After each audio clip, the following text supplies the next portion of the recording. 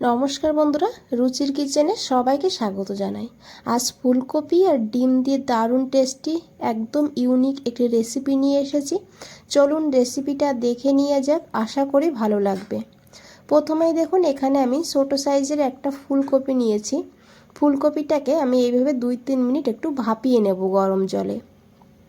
এতে ফুলকপির মধ্যে যদি পোকা থাকে বেরিয়ে যাবে, আর ফুলকপিতে যে একটা গন্ধ থাকে সেটাও চলে যাবে।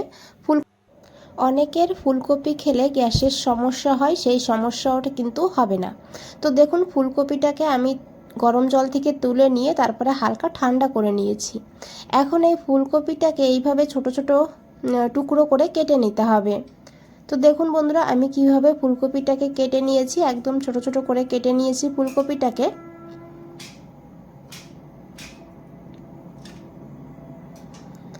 আর এদিকে দেখুন, আমি একটা মিক্সার গ্রাইন্ডার নিয়েছি। এখন এই গ্রাইন্ডারের মধ্যে ফুলকপিগুলো দিয়ে দিতে হবে। সঙ্গে দিয়েছি এখানে অল্প করে একটু আদা আর দুটো এখানে রসুনের কোয়া দিয়েছি। এখন জল ছাড়া এটাকে এইভাবে বেটে নিতে হবে। একদম পেস্ট না করলেও হবে, হালকা দানা দানা থাকলেও কিন্তু হবে। এখন এই বোলের মধ্যে ফুলকপি বাটাটাকে নিয়ে নিয়েছি। এখানে নিয়েছি ছোট সাইজের একটা পেঁয়াজ আর একটা কাঁচা লঙ্কা। এখন এই পেঁয়াজটাকে একদম ঝিরিঝিরি করে কেটে নিতে হবে। তো দেখুন বন্ধুরা, এইভাবে ছোট ছোট করে পেঁয়াজটাকে কেটে নিতে হবে। আর তারপরে এই কাঁচা লঙ্কাটাকেও কুচিয়ে নিতে হবে এইভাবে। এখন এই পেঁয়াজ আর কাঁচা লঙ্কা কুচি এই ফুলকপির মধ্যে দিয়ে দিতে হবে। তবে ঝাল আপনারা আপনাদের প্রয়োজন মতন নিয়ে নেবেন। আপনারা চাইলে এখানে কাঁচা লঙ্কার পেস্টও ব্যবহার করতে পারেন। তারপরে দিয়েছি এখানে একটুখানি গোলমরিচ, পরিমাণ মতন লবণ আর পরিমাণ মতন এখানে হলুদের গুঁড়ো দিয়েছি। অল্পই হলুদের গুঁড়ো দিতে হবে। এখন খুব ভালো করে মিশিয়ে নিতে হবে। তো দেখুন বন্ধুরা, খুব ভালো করে মিশিয়ে নিয়েছি। এখন এখানে নিয়েছি আমি দুটো ডিম। আপনারা চাইলে এখানে ডিমের পরিমাণ বাড়িয়েও দিতে পারেন। ডিমটাকে এইভাবে দিয়ে দিয়েছি। আর এখন খুব ভালো করে সমস্ত কিছু ভালোভাবে মিশিয়ে নিতে হবে। ডিম দেওয়ার আগে হলুদ লবণ দিয়ে ফুলকপির সঙ্গে ভালো করে মেখে নেবেন। ডিম দেওয়ার পর মেখে নিলে ভালো করে কিন্তু মিশতে চাইবে না। তো দেখুন, খুব ভালো করে মিশিয়ে নিয়েছি। এখন এটাকে সাইডে রেখে দিয়েছি। আর এখানে আমি বাটি নিয়েছি 4টে। এখন এই বাটির মধ্যে একটু সাদা তেল দিয়ে দিয়েছি। ভালো করে বাটির গায়ে লাগিয়ে দিতে হবে, তাহলে আর বাটিতে লেগে থাকবে না। এইভাবে দেখুন, এখন এক এক হাতা করে এই বাটির মধ্যে দিয়ে দিয়েছি।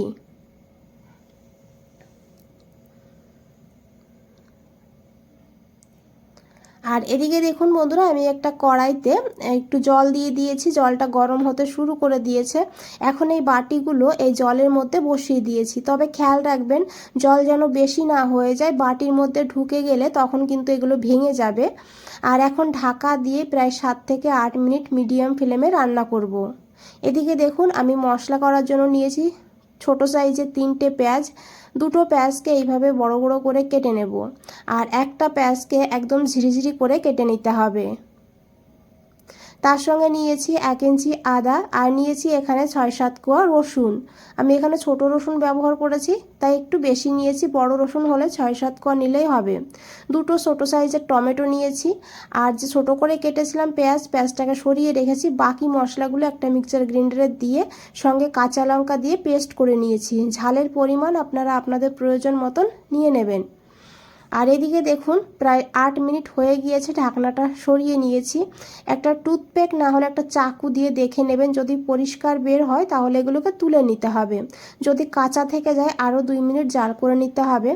তো এখানে এগুলো ঠান্ডা হোক। আমি দেখুন এদিকে একটা কড়াইতে দিয়েছি পরিমাণ মতন সর্ষের তেল। রান্নাটা আমি সর্ষের তেলে করেছি, আপনারা চাইলে সাদা তেলেও করতে পারবেন। তেলটাকে খুব ভালো করে গরম করে নিতে হবে। তারপরে দিতে হবে 1/2 চামচ গোটা জিরা, গোটা গরম মশলা আর নিয়েছি একটা শুকনো লঙ্কা। ফোড়নটাকে ভালো করে ভেজে নিয়েছি।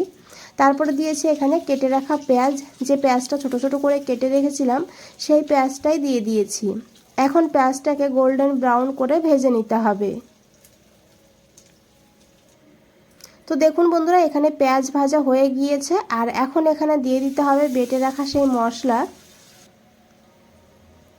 এখন এই মশলাটাকে খুব ভালো করে কষিয়ে নিতে হবে।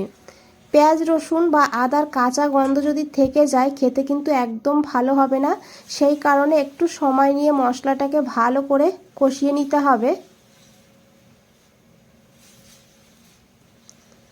তো দেখুন বন্ধুরা, মশলা থেকে তেল ছাড়তে শুরু করে দিয়েছে।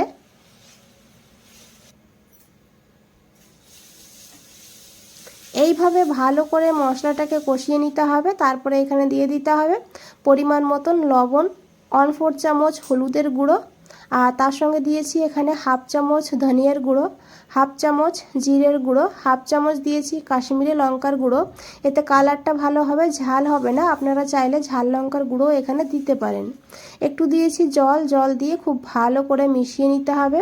আর মশলাটাকে এখন ভালো করে ঢাকা দিয়ে কষিয়ে নিতে হবে।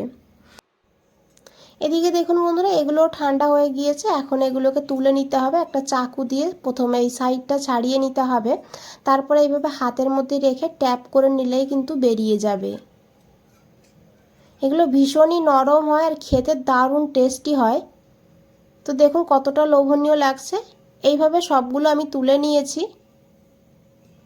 আর এদিকে দেখুন প্রায় 3-4 মিনিট হয়ে গিয়েছে। মশলাটাকে ঢাকা দিয়ে রেখে দিয়েছিলাম আর মশলা থেকে তেল ছাড়তেও শুরু করে দিয়েছে।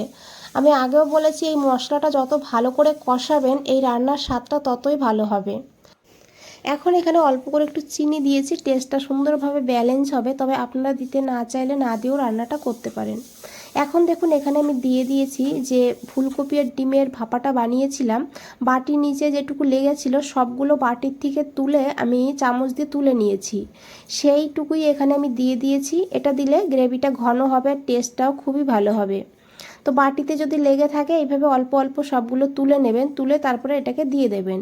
খুব ভালো করে মিশিয়ে নিয়েছি। আর এখন দেখুন এখানে একটু ধনেপাতা দিয়েছি, যেহেতু শীতের সময় তাই একটুখানি ধনেপাতা দেবেন, সুন্দর ফ্লেভার হবে। খুব ভালো করে মিশিয়ে নিয়েছি। দেখুন বন্ধুরা, মশলাটা একদম ভালোভাবে কষানো এখানে হয়ে গিয়েছে। এইভাবেই ভালো করে মশলাটাকে কষিয়ে নিতে হবে। এখন এখানে দিয়ে দিতে হবে পরিমাণ মতন জল। অবশ্যই গরম জল দেবেন। আমি এই বাটির 1.5 বাটি এখানে জল দিয়েছি। এখন খুব ভালো করে মিশিয়ে নেব। তারপরে 2 মিনিট ভালো করে ফুটিয়ে নিতে হবে এই গ্রেভিটাকে। বন্ধুরা, রেসিপিটা যদি ভালো লেগে থাকে অবশ্যই একটা লাইক করে দেবেন, চ্যানেলটাকে সাবস্ক্রাইব করে পাশে থাকবেন। আর ফেসবুক থেকে দেখলে পেজটাকে ফলো করে দেবেন। তো দেখুন 2 মিনিট এখানে হয়ে গিয়েছে। আমি এখানে একটু গরম মশলা দিয়ে দিয়েছি, দিয়ে খুব ভালো করে মিশিয়ে নিয়েছি। এখানে আপনারা লবণটা চেক করে নিতে পারেন, যদি কম হয়ে যায় দিয়ে দিতে পারেন। তারপরে এই ভাপাটাকে দিয়ে দিয়েছি, দিয়ে এইভাবে হালকা হাতে মিশিয়ে নিতে হবে। আর 2 মিনিট এইভাবেই রান্না করতে হবে, ঢাকা দেওয়ার দরকার নেই। তারপর একটু ধনেপাতা দিয়ে গ্যাসটা বন্ধ করে দিতে হবে। ভীষণই নরম আর রসালো হয়। একবার হলো এইভাবে বানিয়ে দেখবেন, তারপরে আমাকে কমেন্টসে জানাবেন আপনাদের কেমন লেগেছে। একদম অন্যরকম একটা রেসিপি। একঘেয়েমি ফুলকপি খেতে খেতে ভালো না লাগলে এইভাবে বানিয়ে দেখতে পারেন। ভাত রুটি সব কিছুর সঙ্গে খেতে অসাধারণ লাগে। বন্ধুরা, আজ তাহলে এই পর্যন্তই। ফিরে আসছি নতুন কোনো রেসিপি নিয়ে। ভালো থাকবেন, সুস্থ থাকবেন। সবাইকে অনেক অনেক ধন্যবাদ এত সময় ধৈর্য ধরে রেসিপিটা দেখার জন্য।